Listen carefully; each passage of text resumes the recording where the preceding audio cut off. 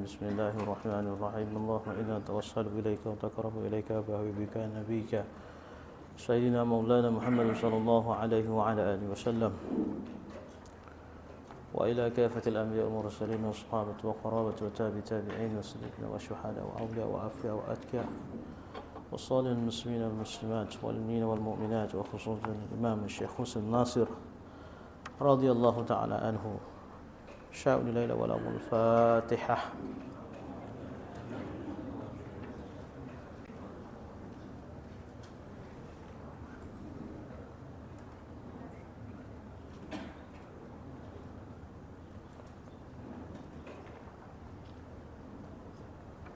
بسم الله الرحمن الرحيم الحمد لله رب العالمين والصلاة والسلام على أشرف الأنبياء المرسلين وعلى آله وصحبه أجمعين.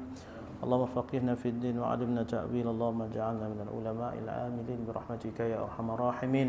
قال المصنف رحمه الله تعالى ونفعنا بعلومه وعلوم شيخنا وعلوم سائر الصالحين في دارين آمين آمين. أما بعد السلام عليكم ورحمة الله وبركاته.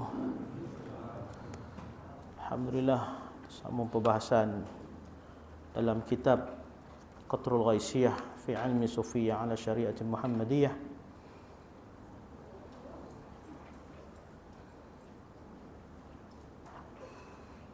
karangan Al-Imam Syekh Husain Nasir radhiyallahu taala anhu.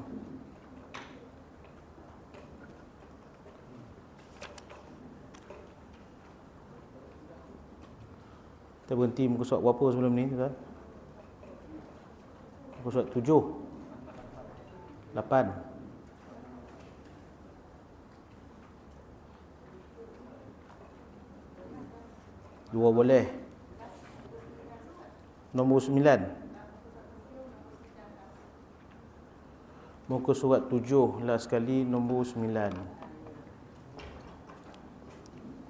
Bismillahirrahmanirrahim. Nama ilmu tasawuf.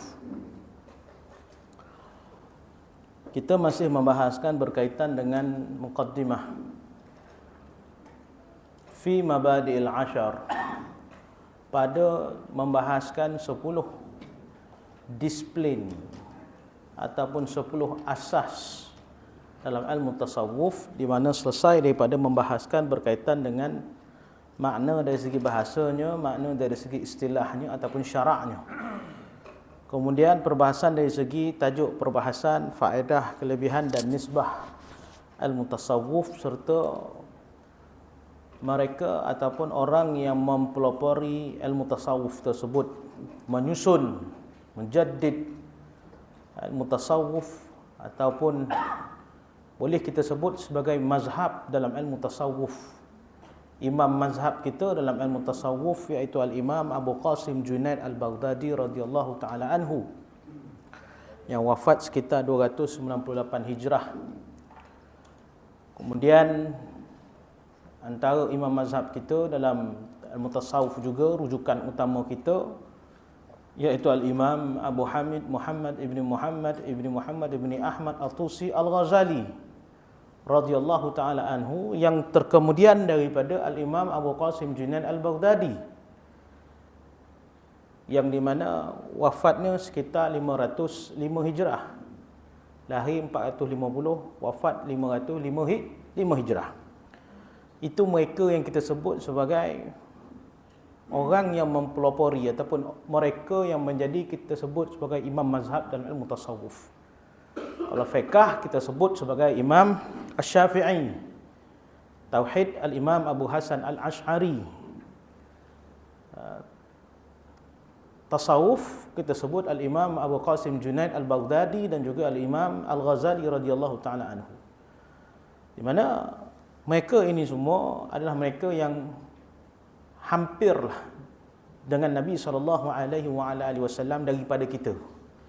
Artinya hampir dengan Nabi SAW, mereka hidup itu tidak jauh daripada kewafatan baginda Rasulullah SAW. Bahkan mereka dengan antara Nabi SAW mempunyai beberapa jalur sahaja, sedangkan kita dah sampai hampir 30 ataupun 25, 27 jalur dengan baginda Rasulullah sallallahu alaihi wasallam. Sama ada Imam Muhammad ibn Idris Asy-Syafi'i, kemudian yang lahir 150 Hijrah, kemudian Al-Imam Abu Qasim Junaid Al-Baghdadi yang wafat 298 Hijrah, kemudian dalam ilmu akidahnya Al-Imam Abu Hasan Al-Asy'ari sekitar wafat 324-326 Hijrah, kemudian Al-Imam Al-Ghazali yang wafat 505 Hijrah, yang sekarang dah menjadi 1443 Hijrah. Itu kita dengan Rasulullah sallallahu alaihi wasallam. Sudah pasti mereka itu adalah mereka di kalangan yang hampir dengan Rasulullah sallallahu alaihi wasallam. Maka disusunnya kembali ilmu tasawuf itu mengikut kepada acuan syariat Rasulullah sallallahu alaihi wasallam seperti yang kita bahaskan sebelum ini. Manakala nama ilmu tasawuf ialah ilmu qulub, ini pun dah kita bahaskan. Ilmu batin, ilmu ladunni, ilmu mukasyafah, ilmu asrar, ilmu maknun, ilmu haqiqah, ilmu zauqi dan ilmu wujdani. Wujdan yang ke-9 kita bahaskan adalah ilmu yang di mana kita melahirkan perasaan khusyuk ataupun melahirkan perasaan zauq kepada Allah Subhanahu wa taala. Ilmu zauq disebut zauqi adalah salah satu daripada anugerah Tuhan kepada seorang hamba, sehingga hamba tersebut lazat dalam melakukan ibadat kepada Allah Subhanahu wa taala. Itu anugerah Tuhan. Ilmu wujdani adalah ilmu yang perlu seorang tersebut menimbulkan perasaannya, menghidupkan suasana kelazatan tersebut. Karena itu para ulama membahaskan khusyuk dalam solat itu ataupun khusyuk dalam ibadat itu terbahagi kepada dua. Satu khusyuk hakiki. Khusyuk hakiki, yang kedua disebut sebagai khusyuk isti'mali. Khusyuk hakiki itu anugerah Tuhan kepada hamba dia. Dia nak anugerahkan kelazatan seseorang hamba melakukan ibadah kepadanya. Maka seorang hamba tersebut dapatlah keseronokan ataupun haibah, lazat dalam melakukan, manis dalam melakukan ibadah. Contoh solat, seronok dia. Walaupun baca surah panjang-panjang sekalipun, tuan-tuan, maka dia seronok, lazat. Ini anugerah Tuhan kepada dia. Kan? Anugerah Allah Ta'ala ini beri kepada dia. Satu lagi disebut sebagai khusyuk isti'mali. Makna kita sendiri kena wujudkan perasaan khusyuk tersebut. Kena usaha dengan usaha kita. Makna kena faham makna. Kan? Kena rasa takut pada Allah Subhanahu wa taala, pada malu, mesti ada rasa malu, mesti ada rasa mengharap pada Allah Ta'ala dalam melakukan ibadah tersebut. Dengan hadirnya hati, maka lahirlah khusyuk. Nama khusyuk tersebut khusyuk isti'mali ataupun wujdani, disebut di sini. Wujdani. Nabi SAW, kalau kau baca Quran elok menangis, kalau tak mampu menangis, buat-buat menangis. Kena macam tu, kena rasa macam tu, tuan-tuan. Kena buat. Ini disebut ilmu wujdan, ilmu wujdan, kan? Yang perlu kepada usaha kita. Adapun zauqi, anugerah Tuhan kepada kita. Allah Ta'ala ni anugerahkan, kan? Seorang hamba tersebut khusyuk. Bila buat tahajud, khusyuk dengan tahajudnya, kan? Lazat dengan sifat salat tahajud tersebut. Itu zauqi. Sumber pengambilan ilmu tasawuf daripada Al-Quran dan hadis Nabi sallallahu alaihi wasallam serta perkataan ahli-ahlinya yang sampai kepada martabat orang yang diterima perkataannya. Ini sumber itu. Bila sebut mengaji ilmu tasawuf, dia tak ada sumber lain dah. Al-Quran dan sunnah Nabi sallallahu alaihi wasallam, hadis Nabi sallallahu alaihi wasallam. Al-Quran kita faham, ialah kalam Allah. wahyu yang disampaikan kepada Rasulullah sallallahu alaihi wasallam bis-suhuf, dengan helaian, melalui perantaraan Jibril alaihi salam. Melalui perantaraan Jibril alaihi salam kepada Rasulullah sallallahu alaihi wasallam dengan helaian-helaian bis-suhuf. Suhuf. Dia bukan sampai sebiji. Cukup 30 juzuk 114 surah. La, tidak. Sampainya dengan helaian-helaian, suhuf. Maka jadilah dia mashaf. Himpunan helaian-helaian. Mashaf maknanya himpunan helaian-helaian. Apabila sampai pada baginda Rasulullah sallallahu alaihi wasallam, yang ia merupakan kalamullah, kalam Tuhan. Adakah kalam Tuhan itu berhuruf? Adakah kalam Tuhan itu bersuara, berbunyi? Adakah kalam Tuhan itu berbentuk? Adakah kalam Tuhan itu tercetak? Tidak. Ianya tidak. Dia bukannya disampaikan kepada Rasulullah maksudnya dengan helaian, turunnya sehelai bawa ke Nabi, tidak. Tercetak, tidak. Hakikatnya tidak. Tuan-tuan. Kerana itu kalam Allah Ta'ala ni juga terbahagi pada dua di sisi ulama tauhid. Disebut kalam nafsi dan juga kalam lafzi. Kalam nafsi adalah kalam hakikat ketuhanan, hakikat sebenar-benar kalam Allah Ta'ala, yang tiada perantaraannya. Sifat berkata-kata Allah Subhanahu wa Ta'ala tidak berantara. Kita berkata, tapi kita berantara, iaitu guna lidah. Tuan-tuan, sifat kalam Allah Ta'ala itu tidak berbunyi. Kita bunyi. Tuan-tuan, sifat kalam Allah Ta'ala itu tidak berhuruf. Kita berhuruf. Habis itu macam mana pula Jibril sampaikan kepada Rasulullah kalau tak berbunyi, tak berhuruf? Hakikatnya Allah Ta'ala tidak seperti itu. Kerana itu kalam itu disebut kalam nafsi, yang ada pada zat Tuhan, yang dinisbah kepada zat Allah Subhanahu wa Ta'ala. Disampaikan kepada Jibril alaihi salam dengan makna kalam tersebut. Jibril barulah menuturkan kepada malaikat hafazah yang berada di Baitul Izzah, yang berada di Lauh Mahfuz, untuk diletakkan Al-Quran tersebut, kemudian diturunkan ke Baitul Izzah, langit dunia. Dengan faham makna kalam tersebut, maka disampaikan kepada malaikat hafazah di Lauh Mahfuz. Maka malaikat hafazah menulisnya. Malaikat hafazah menerima dalam keadaan ditutur, dilafazkan oleh Jibril, maka jadilah kalam itu kalam lafzi. Allah sampai kepada Jibril alaihi salam bukan secara lafzi, dia secara nafsi. Maksud nafsi itu, Allah memahamkan makna kalam itu kepada Jibril. Fahamkan makna kalam. Diberinya kepada Jibril alaihi salam. Tuan-tuan, diberinya kepada Jibril alaihi salam makna kalam tersebut.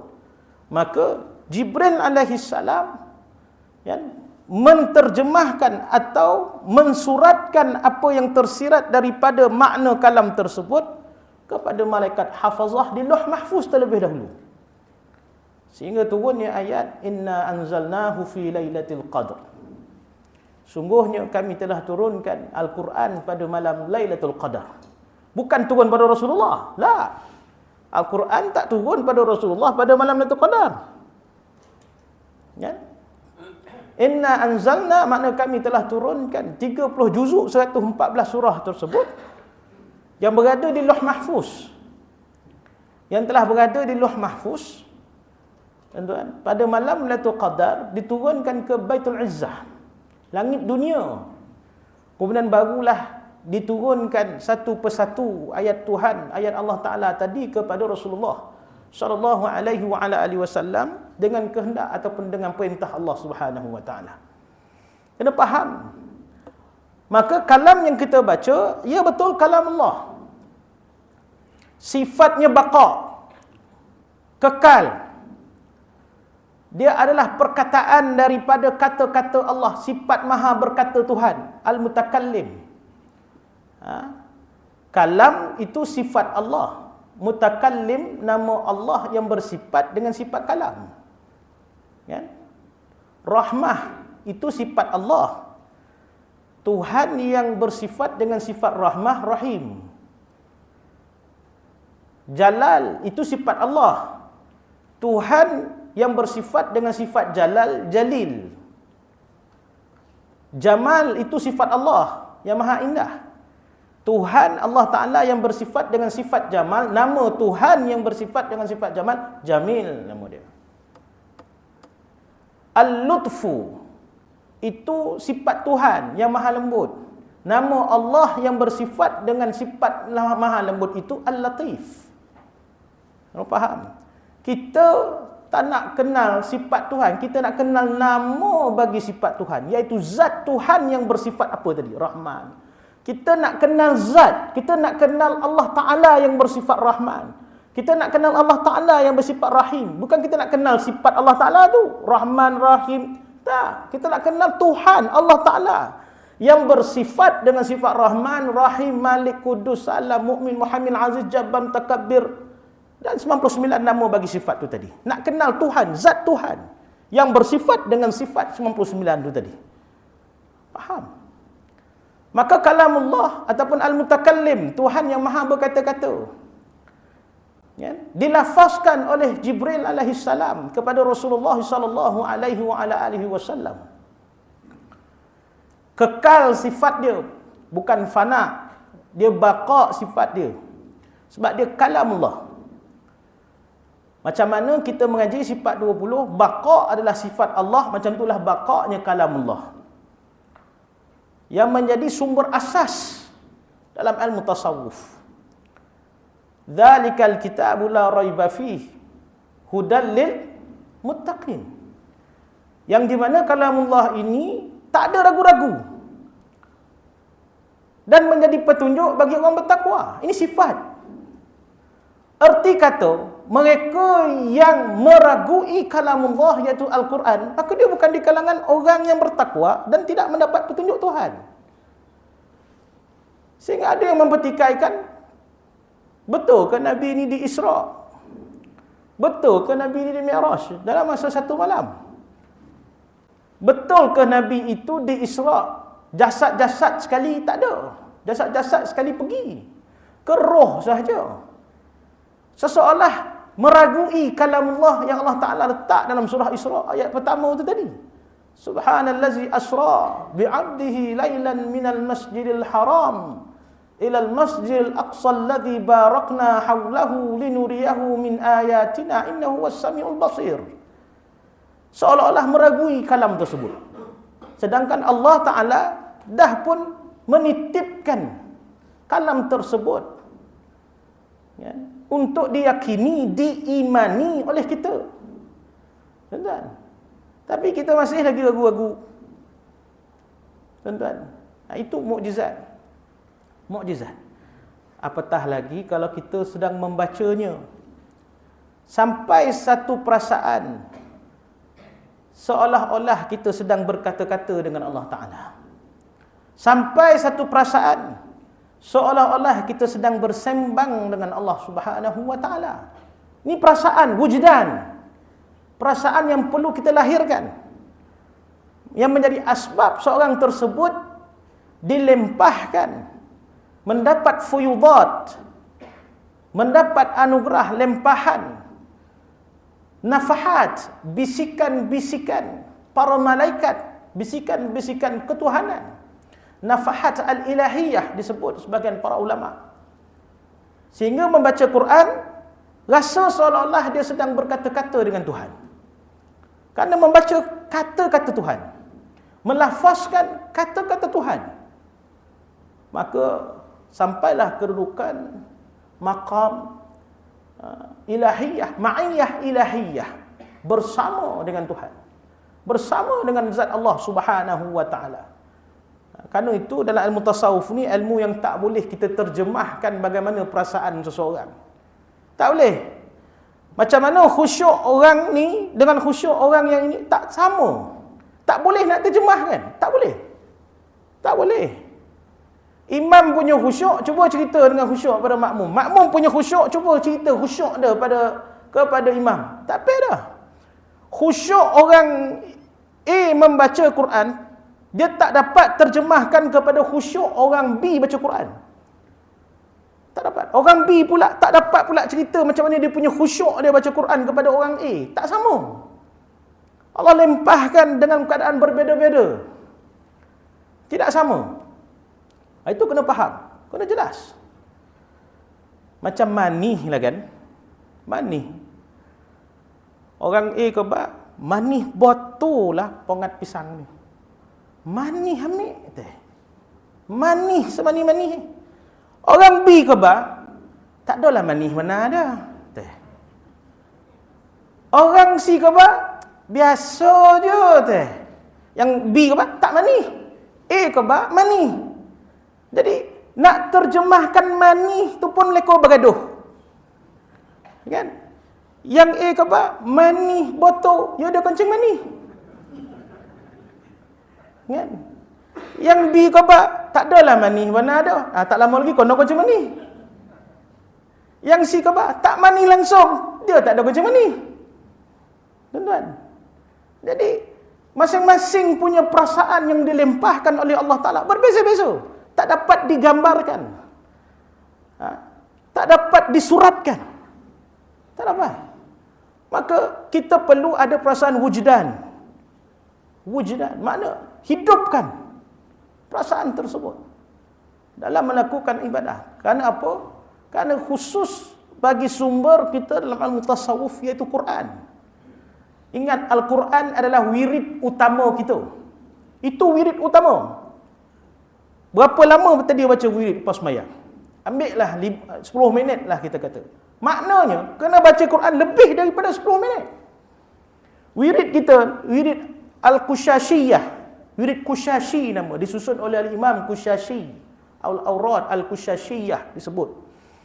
Syekh Abdul Rauf Singkil ada mensyarahkan Awrad Al-Qushashiyah. Kitab lama daripada zaman Tok Murtada marin. Mufti kata Nabi dulu dah keluarkan kitab. Dah tak ada lagi dah saya rasa. Habis dah dalam jatah mufti dulu. Awrad Al-Qushashiyah. Ya, kita banyak ulama-ulama, tok guru kita dulu mengaji Mekah.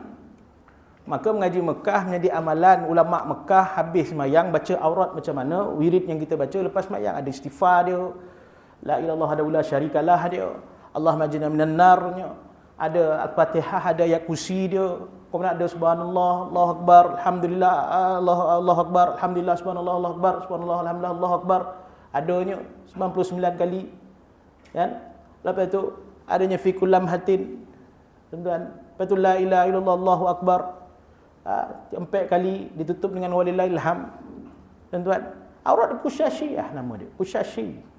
Tapi aurat yang lagi penting adalah aurat Quran. Itu paling penting. Itu paling utama. Ingat tu. Makna kalau 10 minit baca tadi wirid, kena lebih daripada 10 minit baca Quran. Tuan-tuan, baru dikatakan bahawa dia mengutamakan Quran daripada wirid yang lain. Kan? Cari masuk. Cari masuk kan payah benar. Kan? Al-Quran pertama dan hadis Nabi sallallahu alaihi wa ala alihi wasallam. Hadis yang sampai sandarannya kepada Rasulullah sallallahu alaihi wasallam. Apa makna hadis? Aqwal wal af'al wat takrir. Perkataan, perbuatan dan pengakuan Rasulullah sallallahu alaihi wa ala alihi wasallam. Ini dia hadis. Ya. Ada benda yang Nabi sebut, Nabi tak buat, itu hadis. Maknanya dia syariat, automatik dia jadi syariat. Apa yang ada pada jasad Nabi, ia adalah syariat. Apa yang ada pada jasad Rasulullah, kan itu disebut la ilaha illallah Muhammadur Rasulullah. Muhammad itu bukan pada rohnya, jasadnya sekali. Mulianya bukan pada roh Muhammad, jasad Muhammad SAW itu mulia juga. Karena apa yang dibuat oleh Muhammad dicakap tapi tak buat, dibuat tapi tak cakap, tak cakap, tak buat tapi diakui. Ini adalah syariat. Itu hadis. Itu adalah sunnah. Syariat Islam. Min babin nawafil, daripada bab-bab sunnah. Yang apabila buat, diberinya pahala. Ditambahnya pahala. Ibarat orang yang berniaga, diberinya untung. Buat benda yang wajib, kata Imam Ghazali, buat benda yang wajib, kita sembahyang 5 waktu je, tapi tak buat benda yang sunnah. Buat benda yang wajib saja. Ibarat orang yang berniaga, dipulangkan modal berniaganya. Maka penat kita berniaga. Tak ada untung. Pulang modal buat apa? Keluar poloh, ponek, bangun pagi, apa benda kan? Rasul mal saja, dapatlah modal saja. Tapi melakukan perbuatan yang sunnah, hadzal ribah. Itu adalah ribah. Itu adalah untung. Keuntungan yang Allah Ta'ala berikan atas perniagaan yang kamu lakukan. Perniagaan apa? Perniagaan dalam menuntut melakukan perbuatan syariat Allah Subhanahu Wa Ta'ala. Makna ada benda Nabi cakap, Nabi tak buat. Ada benda Nabi tak cakap, tapi Nabi buat. Tuan-tuan. Ada perkara yang Nabi tak cakap, Nabi tak buat, tapi Nabi akui je. Nabi mengiyakan. Sama ada Nabi mengiyakan dalam keadaan Nabi bercakap ataupun buat, ataupun Nabi tak cakap, Nabi tak buat, dan Nabi senyapkan saja. Kerana pasti apabila sesuatu itu mendatangkan hukum haram atau makruh, Nabi akan sebut. Nabi akan sebut. Khalid Al-Walid datang jumpa Rasulullah, bawa biawak kan. Nak makan biawak tu. Biawak padang pasir. Bukan biawak kat Gombau ni, biawak padang pasir. Bob namanya. Tiba-tiba dah kebah harus makan biawak dah. Bob namanya. Biawak padang pasir ni dia tak makan bangkai. Dia tak makan bangkai. Dia makan tumbuh-tumbuhan yang tumbuh dekat bawah-bawah Sahara tu. Kan, tepi-tepi Sahara. Pasal tempat berair ada dia. Kan? Jadi Khalid Al-Walid kata, boleh tak Rasulullah? Rasulullah diam. Diam Nabi itu pun syariat. Diam Nabi itu adalah syariat. Maka dimakannya oleh Khalid Al-Walid. Nabi tak makan, Khalid Al-Walid makan. Sahabat Nabi makan. Sebab dia tahu, kalau ini haram, pasti Rasulullah cakap haram. Kalau benda ni ditegah, pasti akan ditegah oleh Rasulullah SAW. Kerana dia adalah syariat. Dia adalah syariat. Ingat. Ada benda Nabi tak cakap, tapi Nabi buat je. Contoh, Nabi tak ada sebut kepada para sahabat, jomlah kita sama-sama sembahyang sunat tarawih. Tak ada. Nabi habis sembahyang solat isyak, Nabi pergi ke depan, Nabi sembahyang sunat. Tuan-tuan, rakaat pertama, para sahabat tengok, apa sembahyang kat Nabi tu? Nabi tak cakap lagi. Nabi tak cakap lagi. Tapi sahabat faham, itu adalah syariat. Sahabat ikut Nabi SAW. Ikut saja. Ikut perbuatan solat Nabi SAW. Selepas daripada solat sunat isyak, pada bulan Ramadan, Nabi buat sembahyang sunat lagi. Nabi buat sembahyang sunat. Pada malam pertama Nabi buat tu keluar, ramai pula sahabat. Malam kedua lagi ramai. Malam ketiga lagi ramai. Malam keempat Nabi tak keluar-keluar. Nabi buat sembahyang sunat tarawih kat dalam rumah. Nabi takut sembahyang sunat tarawih itu akan difardukan kepada kamu, kan? Maka akan membebani kamu, beban pada kamu, berat pada kamu. Ya. Ini ada benda yang Nabi cakap, Nabi tak buat, ada benda yang Nabi buat, Nabi tak cakap. Maka itu adalah syariat. Syariat. Ya, syariat. Kita kena muwafaqah. Kena selari dengan syariat Rasulullah sallallahu alaihi wasallam. Maka kerana itu kena mengaji. Kena belajar. Belajar fiqh khusus dalam bab ibadat, bab taharah. Kan? Lepas bab taharah, bab salat. Kan? Bab zakat, bab puasa. Belajar umum. Kan? Belajar umum perlu. Kerana ia adalah syariat. Salah satu daripada bentuk syariat Rasulullah sallallahu alaihi wasallam. Nabi sebut sallu kama raaitumuni usalli. Solatlah kamu seperti mana kamu melihat aku solat. Kita nampak kelihat apa Nabi buat? Tak dapat kelihat. Solatlah kamu seperti mana kamu melihat aku solat, kata Nabi SAW. Dalam mengajak para sahabat untuk melakukan solat. Tapi kita nampak ke sekarang ni? Tak nampak. Jadi hadis itu ulama membahaskan, sallu kama ra'aitumuni usalli, ay sallu kama alimtumuni usalli.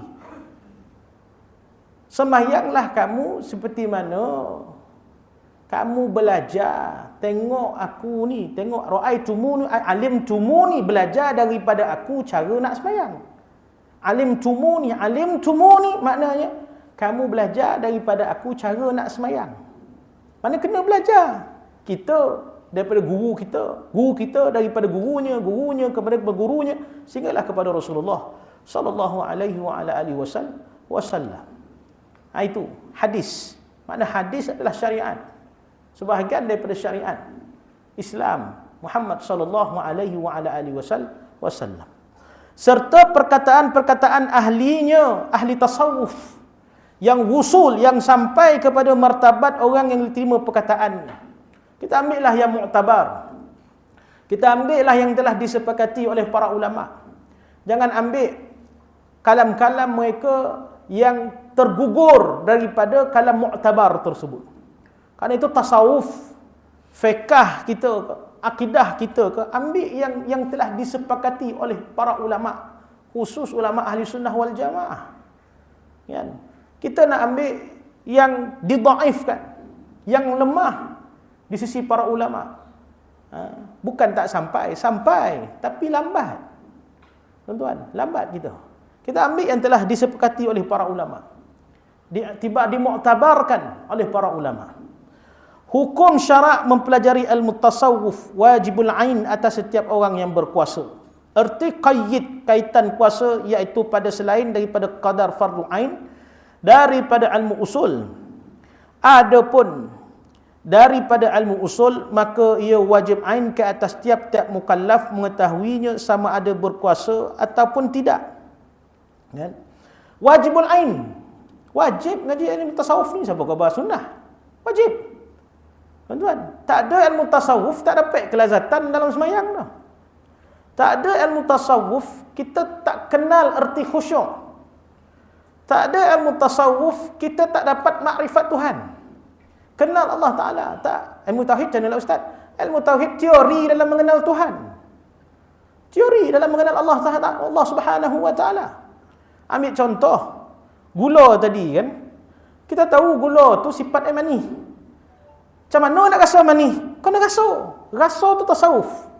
Mengenal gula itu tauhid.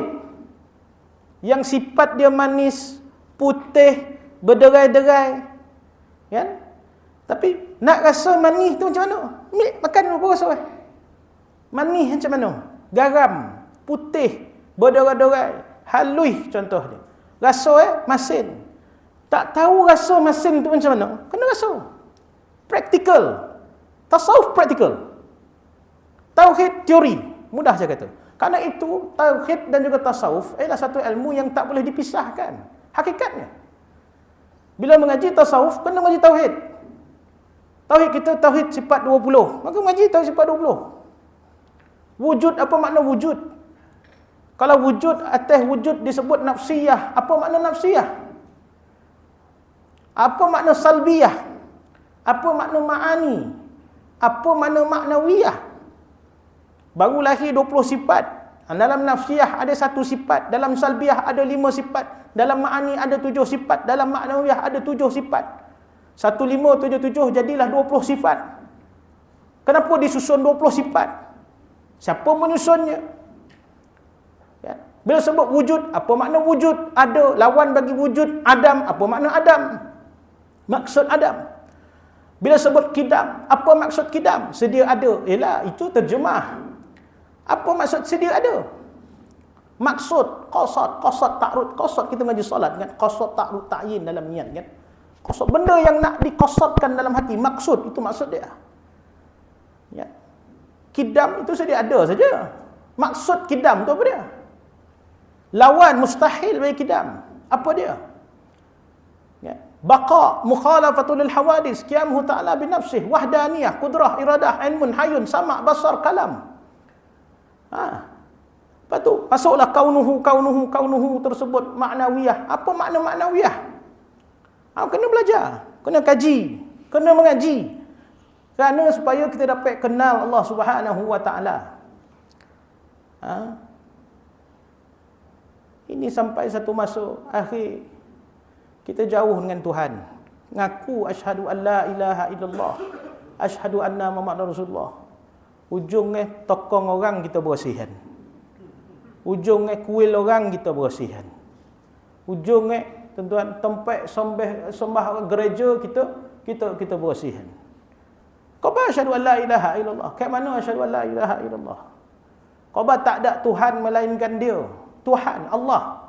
La ilaha illallah. Tak ada Tuhan. Aku naik saksi.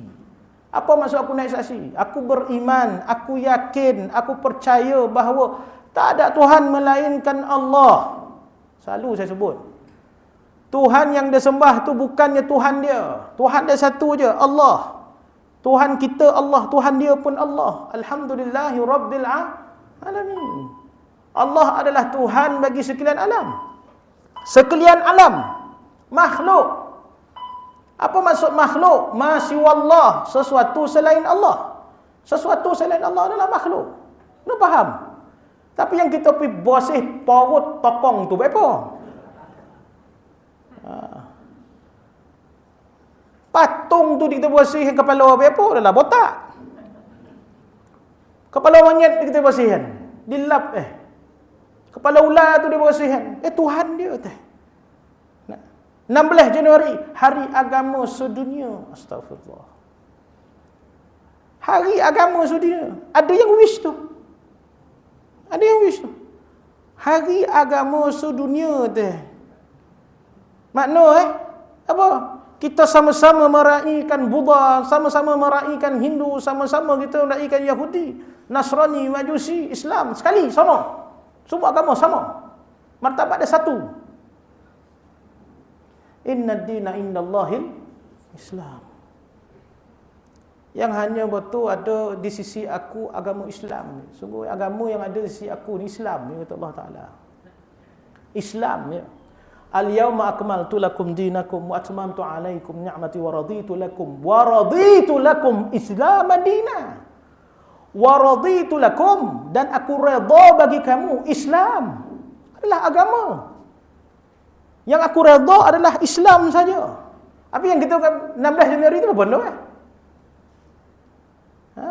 Hari agama sedunia adalah agama yang diredai oleh Tuhan yang lain. Ini masalah. Penting majlis tauhid, sangat penting. Tapi tak penting menghafalnya.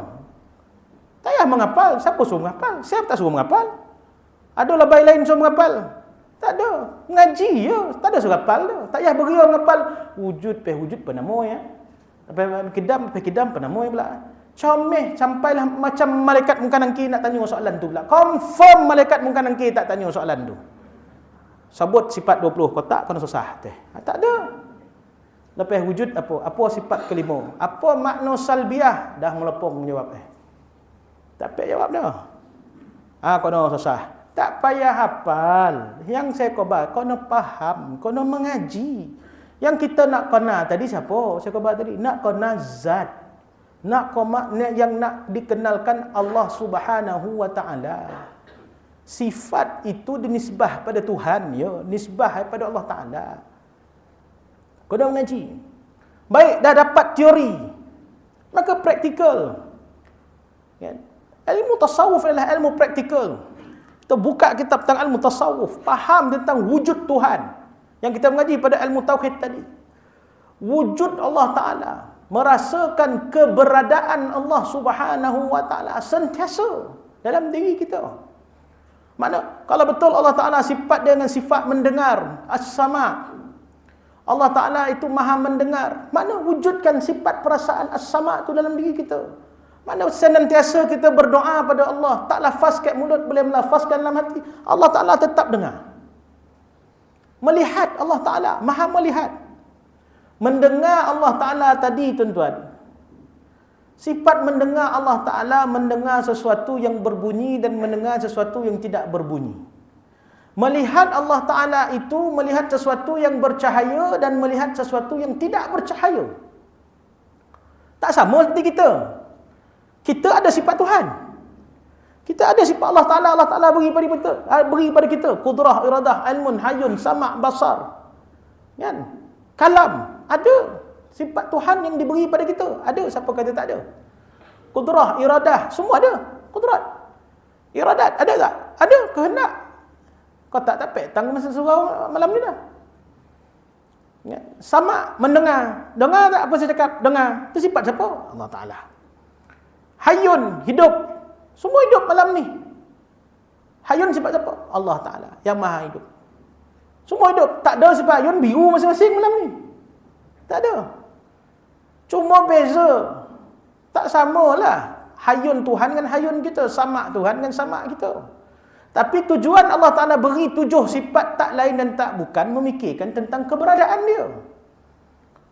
Memikirkan tentang keberadaan dia. Memikirkan tentang yang dia, kita ni hamba dia. Kena sembah dia. Wa ma khalaqtul jinna wal insana illa liya'budun. Sembah pada Allah Subhanahu wa Ta'ala. Wa iza sa'alaka anni fa inni qarib. Apabila ditanya, wa iza sa'alaka ibadi anni, kalau tanya tentang aku, oleh hamba aku, wahai Muhammad, katakan aku ni dokek. Dokek. Hampir. Allah Ta'ala dengan kita. Kau tak tahu Allah Ta'ala beritahu dekat Musa dengan Harun. Wa inni ma'akuma wa ana ma'akuma wa ara wa asma'. Aku ni bersama dengan kamu. Aku dengar, aku melihat dan aku mendengar. Apa yang kau takut? Pergi jumpa Firaun. Pergilah jumpa Firaun. Maka wajib kita mempelajari ilmu tasawuf. Kerana itu Jibril alaihissalam datang bertemu Rasulullah SAW. Tanya 4 perkara. Pertama tanya Islam, tanya tentang iman, tanya tentang ihsan. Ihsan tasawuf lah. Anta'budallaha ka'annaka tarahu fa'illam takun tarahu fa'innahu yaraka. Tanya, apa itu ihsan? Ibadat kita, semayang kita, zikir kita, salawat kita, Quran kita, seolah-olah kita melihat Allah Subhanahu wa Ta'ala. Kalau tak dapat melihat Tuhan, kau rasa bahawa Tuhan melihat engkau. Itu maksudnya. Tapi kita rasa tak? Rasa tak bahawa Allah Ta'ala sedang melihat kita? Kalau kita rasa bahawa Allah Ta'ala sedang melihat kita, pasti kita khusyuk. Pasti kita khusyuk. Tak berani satu langkah maksiat pun tak berani kita buat. Perasaan wujdan itu tadi. Perasaan wujdan yang kita rasa, Allah dengar apa kita cakap ni. Kau jangan mengumpet-ngumpet. Jangan kau mengata orang, Allah dengar ni. Takut kita nak buat maksiat. Tangan nak menyentuh, lidah nak bercakap, kaki nak berjalan. Nak buat, Allah melihat. Allah melihat ni. Maka kita dijagalah oleh Allah Subhanahu wa Ta'ala pada ketika itu. Kita dijaga oleh Allah Subhanahu wa Ta'ala. Kerana itu ilmu tasawuf ialah wajibul ain. Wajib ain. Kena mengaji. Tapi nak mengaji ilmu tasawuf mengikut kepada acuan tasawuf Rasulullah sallallahu alaihi wasallam. Bukan merapik-rapik dah. Tahu merapik-rapik? Merepet, tahu merepet? Dah terapung dah semua dah teh. Tak payah semayang dah teh. Tak payah puasa dah. Puasa 3 hari cukup teh. Kang bangun pagi besok, malam tadi mimpi Nabi teh. Nabi qaba zakat bulan Ramadan ni kata RM4 je teh. Bukan RM7, RM4 teh. Malam besok lah, saya ada mimpi Nabi. Nabi qaba zakat RM1 je teh. Dah demam. Tuan-tuan. Merepet nama tuan-tuan. Ilmu laduni. Dia qaba ilmu tu ilmu laduni. Yang dapat kat mimpi, dapat kat apa maksud ilmu laduni? Kita dah mengaji. Ilmu laduni suatu ilmu yang Allah Ta'ala anugerahkan tanpa usaha kita. Ilmu laduni ni, ilmu ilham ni, ilmu ilham. Tapi nak tahu ilmu laduni tu elok ke tak elok, muwafaqah ataupun mukhalafah, maknanya selari tak selari dengan kehendak Tuhan, tengok. Kalau ilmu laduni tu, ilham yang dapat tu tadi bercanggah tak dengan syariat Rasulullah. Kalau bercanggah, itu hantu raya punya. Tuan-tuan. Itu syaitan punya, tuan-tuan. Ilham itu ilham syaitan. Bercanggah dengan syariat Muhammad sallallahu alaihi wasallam. Contoh macam tadi lah, mimpi dapat satu suara, kau baik aku ni utusan Tuhan teh. Tak payah puasa tahun ni. Sebab apa? Covid teh. Tauhid isytiharkan. Tak payah puasa ke anak beranak dia. Sebab apa? Malam tadi ayah dah mimpi teh. Bersyariat tak dengan Rasulullah punya syariat? Bertentangan tak? Bertentangan. Maka itu syaitan punya. 100% syaitan punya.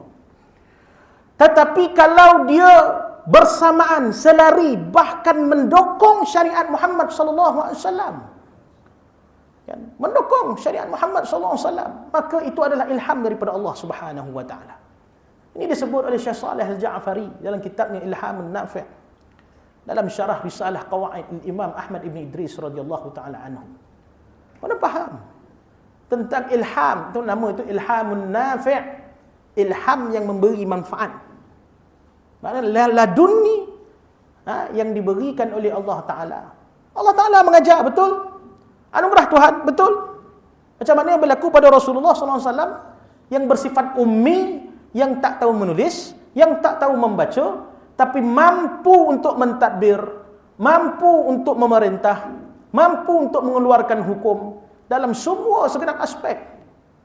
Tuan-tuan, kerana tarbiyah diladunikan oleh Allah Subhanahu wa taala. Ditakdibkan oleh Allah Subhanahu wa taala. Ini Rasulullah. Boleh tak berlaku kepada kita? Boleh, harus.